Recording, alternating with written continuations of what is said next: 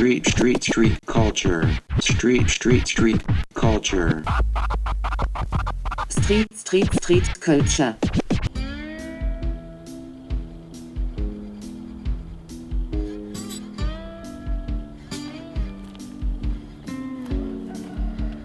Ils ont quasiment pas rentré de nouvelles voitures depuis les années 2000. Du coup, c'est ce qui fait la richesse de ce lieu, de retrouver des voitures qui ont 40, 50 ans. Ça reste en fait un cimetière ici. Là, je récupère des photos de familles des propriétaires. Et du coup, toute cette histoire, je vais la repeindre sur leur véhicule, au sein de la casse, sur des portières que je récupère et que je ramène à mon atelier, sur des toiles. Ça fait déjà 3-4 ans que je travaille beaucoup sur le thème de la mémoire, du souvenir, de l'hommage. J'ai toujours aimé trouver et reconstituer des vestiges du passé, réarticuler des histoires. Comme tout petit, ça m'a toujours attiré. Dans mon travail artistique, il fallait que j'en fasse quelque chose en fait.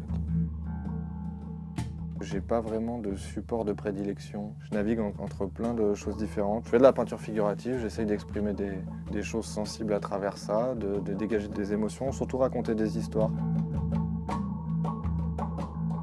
Les peintures que j'ai faites, c'est des peintures qui sont parties de mon dernier projet. Le concept, c'était d'aller dans des maisons abandonnées. En fait, je trouvais des photos sur place. Et ces photos, je les ai repeintes sur des toiles, je les ai repeintes dans les maisons.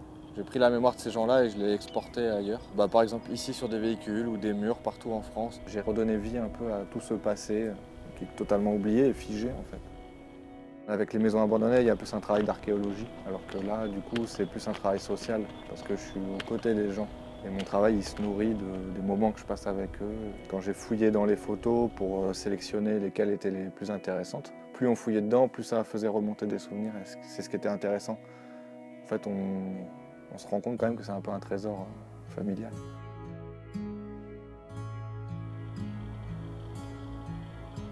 Ce qui m'intéresse vraiment avec cette casse et ces véhicules, c'est cette rouille qui nous donne vraiment le passage du temps et de l'érosion et d'une certaine fin en fait. C'est l'usure quoi. Ça nous renvoie aussi à notre condition d'humain. En plus les voitures, c'est en général des choses assez personnifiées, donc je trouve ça intéressant de les voir toutes là alignées, statiques et en attente d'une sorte de fin, quoi. Visuellement, artistiquement, c'est hyper riche en fait.